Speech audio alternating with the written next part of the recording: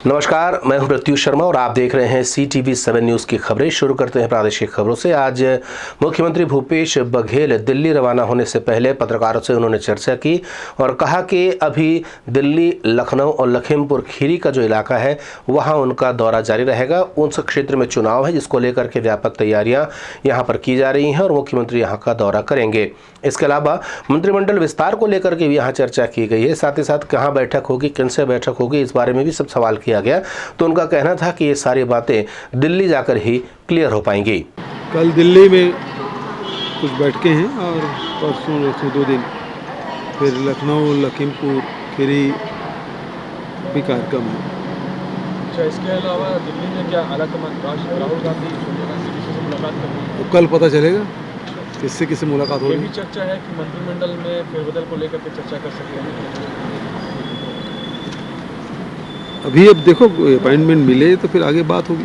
Sir, ये बीते कुछ दिनों से देखा जा रहा है कि रमन सिंह बीजेपी के तमाम, देखिए ये अपने हार के डर से, मतलब ये हार देख के ही वो खींचे हुए हैं और इस कारण से वो अपना आपा खो रहे हैं, धमकी देने लग गए।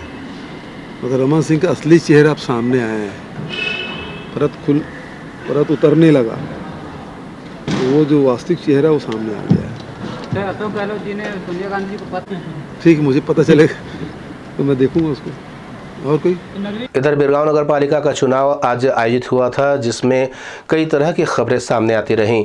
शुरुआती दौर में लगभग 12-12:30 तक केवल 14% तक का मतदान हुआ था। बाद में लगभग 33% तक का मतदान संपन्न हुआ। वार्ड क्रमांक 1 के बूथ क्रमांक 2 में एक फर्जी मतदान का मामला भी सामने आया है और एक ऐसा मतदान डालने का मामला भी प्रकाश में आया है जिसमें मतदाता जब बूथ पर पहुंचा है तो उसे पता चला कि उसके नाम का वोट कोई और डालकर चला गया है, जिसकी शिकायत यहाँ पर तत्काल दर्ज कराई गई और उसके बाद इसका टेंडर वोट लिया गया। हम आपको बता दें, टेंडर वोट उस परिस्थिति में लिया जाता है जब उस मत को लेकर के संशय की स्थिति बनी होती है, लेकिन जब ऐसी परिस्थितियां बनती है कि एक वोट से फैसला होना है तब इस टेंडर वोट की कीमत बढ़ जाती है और यही टेंडर वोट डिसाइड करता है कि कौन जीतेगा। इन तमाम मामलों को लेकर के अडवाणी स्कूल के सामने में भारतीय जनता पार्टी और कांग्रेस आपस में भिड़ गई। वहीं जोगी कांग्रेस ने मीडिया से चर्चा करते हुए आरोप लगाया है कि कांग्रेस सरकार दबाव बना करके फर्जी तरीके से चुनाव जीत रही है। चुनाव चल रहे हैं और इस चुनाव पर आज हम लोग वार्ड क्रमांक 1 पर हैं। इस वार्ड क्रमांक 1 पर बूथ नंबर 2 पर यहाँ पे देखा जा सकता है किस तरीके से फर्जी वोटिंग की जा रही है। शासन प्रशासन के दबाव पर पता नहीं क्यों किस तरह से यहाँ पे वोटिंग चल रही है। हमारे संज्ञान में आया है कि अन्य व्यक्ति के नाम का जो व्यक्ति है उसके नाम पर दूसरा अन्य व्यक्ति का जो नाम का व्यक्ति है वो वोट डालकर चले जाते हैं और देखते हो तो सिग्नेचर पहले ही हो जा रहता है। वो व्यक्ति विरोध करता है कि बोले मैं तो वोट डालने आया ही नहीं हूँ, तो मेरा वोट डालकर आखिर गया तो गया कौन। यहाँ पीठासीन अधिकारी बैठे हुए हैं, यहाँ प्रशासन के लोग बैठे हुए हैं, पता नहीं किसके इशारे में ये काम हो रहा है। यहाँ मतलब कुल मिलाकर फर्जी वोटिंग की जा रही है। यहाँ पे आला अधिकारी बैठे हुए वो क्या जांच कर रहे हैं। दूसरा व्यक्ति आके कहता है कि मेरे नाम का वोट पहले ही पड़ चुका है। मतलब कुल मिलाकर यहाँ पर धांधली की जा रही है, फर्जी वोटिंग की जा रही है, जिसका हम लोग यहाँ विरोध करते हैं। वहीं अजय चंद्राकर ने भी प्रदेश सरकार पे गंभीर आरोप लगाए और कहा कि चुनाव से तनाव आता है। बिरगांव में हूँ मैं, धमतरी में भी 4 वार्डों में चुनाव हो रहे हैं। जिस जिले को मैं रिप्रेजेंट करता हूँ, कर्मचारियों का और निर्वाचन आयोग का इतनी लचर और इतनी कमजोर प्रशिक्षण मैंने नहीं देखा। और जनता को दोष देने की कोशिश करते हैं, जनता गलती नहीं करती। यदि मतदाता सूची में फर्जी नाम जुड़े हैं तो निर्वाचन आयोग की गलती। यदि पीठासीन अधिकारी बिना आईडी के वोट के डलवा रहा होगा तो वो उसकी गलती। ये पहला निर्वाचन आयोग है जिसको स्पष्टीकरण करना जारी करना पड़ा।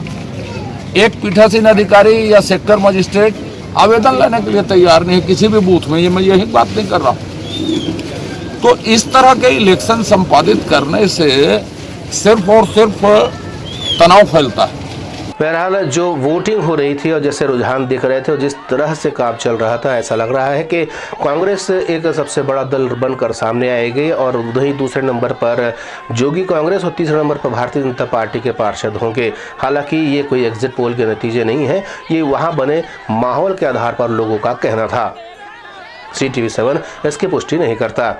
CTV7 के लिए रायपुर से भीमराव की रिपोर्ट। वहीं जब भारतीय जनता पार्टी के विवादों को लेकर के जब मुख्यमंत्री से सवाल किया गया तो उनका कहना था कि भारतीय जनता पार्टी अपनी हार देखकर खींच रही है। इस तरीके से उनके व्यवहार में जो परिवर्तन आ रहा है उससे ये समझा जा सकता है।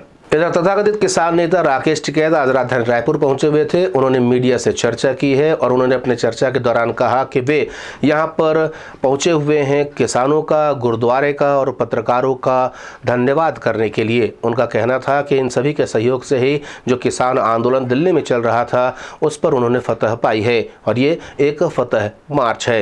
एमएसपी पर पूछे गए सवाल को लेकर के उन्होंने कहा कि अभी मूलतः सब्जी और फल को लेकर के जो एमएसपी की बात आ रही है उस पर विचार नहीं किया जाएगा।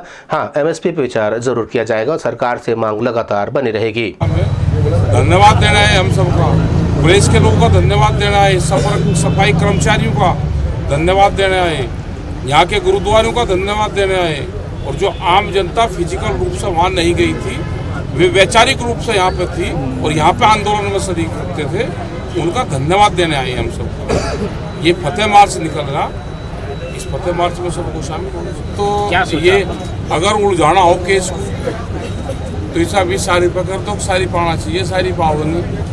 अभी जितना एमएसपी दे रहे हैं उसको लीगलाइज कर दो, एक बार वो हो जाएगा तो फिर आगे दूध पे भी करेंगे और वेजिटेबल्स पे भी करेंगे। कांग्रेस के जाने माने नेता, प्रवक्ता और पूर्व विधायक रमेश वर्ल्यानी का निधन हो गया है। उनके अंतिम संस्कार कार्यक्रम में मुख्यमंत्री भूपेश बघेल शामिल हुए हैं। इस शोक की घड़ी में न सिर्फ कांग्रेस बल्कि भारतीय जनता पार्टी के लोगों ने भी अपने दुख व्यक्त किया है और कहा है कि राजनीतिक क्षेत्र में रमेश वर्ल्यानी का योगदान एक बड़ा योगदान है जिसकी जगह कोई नहीं ले सकता। हाल ही में लालगंगा के एक मोबाइल दुकान में आग लग गई थी और उसके बाद से जिला प्रशासन जाग उठा है। आज कलेक्टर सौरभ ने सबसे चर्चा करते हुए कहा है कि जिला के अस्पतालों की जांच चल रही है कि वहां पर अग्निशमन की क्या क्या व्यवस्था है। आपको बता दें कि अस्पतालों की जांच इससे पहले भी चल रही थी और ऐसे कई अस्पताल पाए गए थे जहां पर आग से बचाव के कोई भी तरीके नहीं रखे गए थे। दरअसल अस्पताल ज़्यादा से ज़्यादा मरीजों को भर्ती करने के उद्देश्य से ऐसे एग्जिट के रास्ते भी नहीं रखते हैं जहां पर आग लगने की स्थिति में लोगों को बाहर निकाला जा सके। ऐसे तमाम अस्पतालों की जांच की जा रही है और सबको नोटिस जारी की जा रही है। मीडिया से चर्चा करते हुए कलेक्टर ने इस अभियान की जानकारियाँ दी। कमियाँ बहुत ज़्यादा आई हैं तो उसमें जब तक उन कमियों को उसी अस्पताल स्तर पे निराकरण नहीं करेंगे तो आगे कार्रवाई नहीं की जा सकती। उसमें अस्पताल वार क्या क्या कमियां आई हैं नोट करके फायर डिपार्टमेंट के पास भी है, निगम के पास भी है, अस्पतालों के पीछे पड़े हुए हैं कि उसको फैक्टर इन करें, उसको ठीक कराएं ताकि उनका फायर एनओसी और फायर ऑडिट होके मिल सके। कार्यवाही किस प्रकार? आईटीएम विश्वविद्यालय की ओर से एक जॉब फेयर का आयोजन किया जा रहा है जिसमें अब तक 1500 लोगों का पंजीकरण हो चुका है और ऐसी उम्मीद जताई जा रही है कि यहाँ पर जो जॉब फेयर लगेगा उससे इन्हें नव रोजगार के अवसर भी प्राप्त होंगे। उन्होंने मीडिया से चर्चा करते हुए अपने आयोजन के संबंध में जानकारियाँ दी हैं।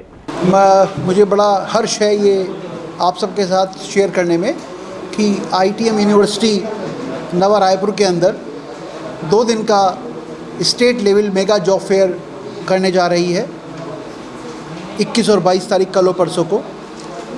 और इस जॉब फेयर के अंदर मुझे बड़ा हर्ष है कि आज सुबह तक हमारे पास 1500 से ज़्यादा बच्चों ने रजिस्ट्रेशन किया है। 90 से ज़्यादा कंपनीज रजिस्ट्रेशन कर चुकी हैं और 90 कंपनियां हमारे यहाँ 1600 से ज़्यादा जॉब अपॉर्चुनिटीज़ को लेकर आ रही हैं। माननीय मंत्री जी उमेश पटेल जी ने ये एक पिछले दिनों एक आयोजन के अंदर ये इच्छा जाहिर की थी कि कोई स्टेट की यूनिवर्सिटी एक जॉब फेयर करे बच्चों के फ़ायदे के लिए। तो हम लोगों ने मैंने उससे प्रेरणा लेते हुए अपने पूरी ट्रेनिंग एंड प्लेसमेंट टीम को ये आह्वान किया, उनसे ये रिक्वेस्ट किया कि हम एक स्टेट लेवल का एक बहुत अच्छा जॉब फेयर करते हैं जिसमें वाकई स्टूडेंट्स को बहुत फ़ायदा हो। मेरा CTV7 की खबरों में फिलहाल इतना ही। नए समाचारों के साथ आपसे फिर होगी मुलाकात। तब तक देर होती। नमस्कार।